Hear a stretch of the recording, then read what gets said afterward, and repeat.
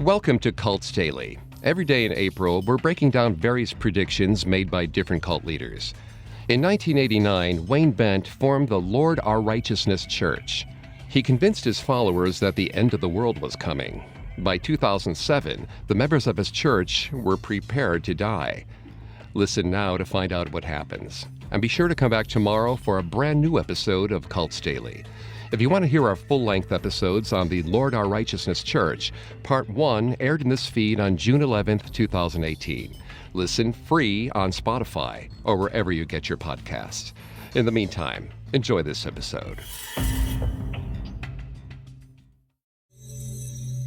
The prophecy was clear to the 30 people gathered in the compound outside Clayton, New Mexico. The book of Daniel, chapter 9, had revealed the exact date of the apocalypse, and one man, Wayne Bent, had figured out which day the prophecy indicated on the modern calendar.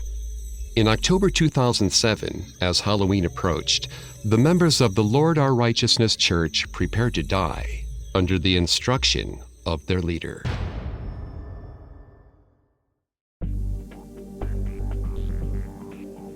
Hi, I'm Vanessa Richardson, and this is Cults, a Parcast original. This is the 11th episode in our daily series on the strange prophecies made by different cults and their leaders. Throughout this month, we're taking a daily look at the myriad of apocalyptic predictions to try and uncover what makes these revelations so appealing. I'm here with my co-host, Greg Polson. Hi, everyone. Today we're discussing the apocalyptic prophecies of Wayne Bent, a former Seventh-day Adventist preacher who convinced his followers that the end of the world was coming. A few years later, he told them he was the Messiah and their only hope for salvation.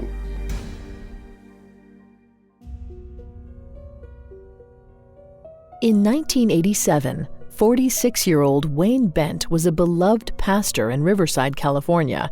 He was known as a charismatic leader and preacher. The Seventh-day Adventist Church had emerged as a sect of the Millerite movement in the mid-1800s. The Millerites taught that the end of the world would occur in conjunction with the return of Christ. They even had a date for it, October 22nd, 1844. But that autumn day came and went in 1844. Armageddon did not occur, and the date became known among Millerites as the Great Disappointment. But one sect of the church believed the prophecy was true, and the Millerites had simply gotten the date wrong. This sect split off to form the Seventh-day Adventist Church. In 1989, Wayne left the Seventh-day Adventists and formed the Lord Our Righteousness Church in Sandpoint, Idaho. His initial congregation reportedly consisted of 300 members who followed him from California. A decade later, Wayne moved his congregation to an encampment outside Clayton, New Mexico. Then, in June of 2000, Wayne provided his congregation with a detailed prophecy for the end of the world. Wayne claimed that Michael the Archangel had spoken to him, revealing that the world was to end on October 31st, 2007. Wayne's new task was to prepare the souls of his congregation for Armageddon. Wayne explained in a detailed chart that the book of Daniel had been previously misinterpreted. The correct date, Wayne said, was found by adding the prophesied number in Daniel to the year 1517, when the Protestant Reformation began. This gave the year as 2007. The exact date, October 31st, was the day that Martin Luther publicly revealed his 95 Theses.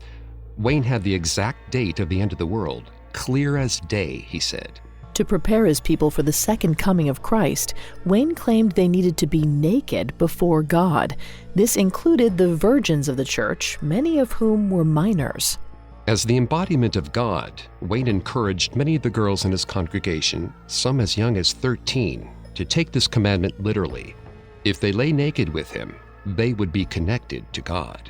Rumors of this conduct spread quickly beyond the Clayton compound, and eventually the county sheriff was called to investigate. As Wayne fended off the allegations of sexual misconduct, Halloween 2007 came and went. Wayne's prophecy appeared to be incorrect. Not long after, his conduct with underage girls was also found to be wrong.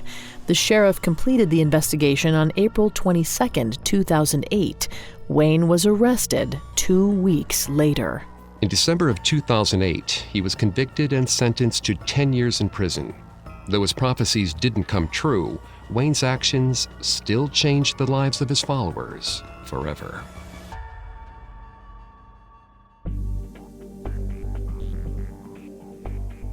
Thanks for listening. We'll be back tomorrow to examine the predictions of another cult. You can catch our other episodes of Cults for free on Spotify or wherever you listen to podcasts.